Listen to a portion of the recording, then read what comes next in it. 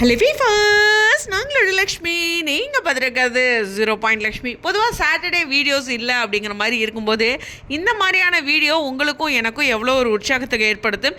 ஏன்னா சிட்ஸாக வந்து எவ்வளோ ஓட்டிங்ஸ் போட்டிருக்காங்க அப்படிங்கிறத ஒரு போஸ்ட்டாக கொடுத்துருந்தாங்க. சீரியஸ்லி 2.7 கோடி. ஐயோயோயோயோயோ, என்ன நம்பர் பார்த்தீங்களா? 2.7. ஒரு 3 days முன்னாடி தான் 50 லட்சம், அதாவது 5 மில்லியன் அப்படின்னு சொல்லியிருந்தேன்.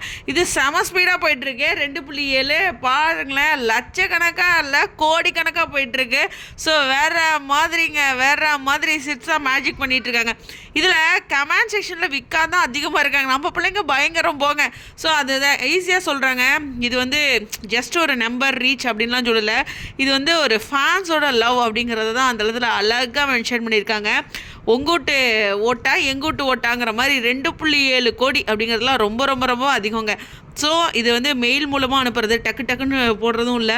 ஸோ இந்த இடத்துல வந்து பயங்கரமாக போயிட்டுருக்கும் போல். எனக்கு தெரிஞ்சு எல்லா கேட்டகரியும் இருந்தாலும் அவங்க ஒரு ஹியூஜ் மெம்பர்ஸ் கொடுத்துருக்காங்க. இருந்தாலும் நம்ம பிள்ளைங்க 4 கேட்டகரியும் பட்டே கிளப்புறாங்கங்கிறது தெரிஞ்ச போன விஷயம்.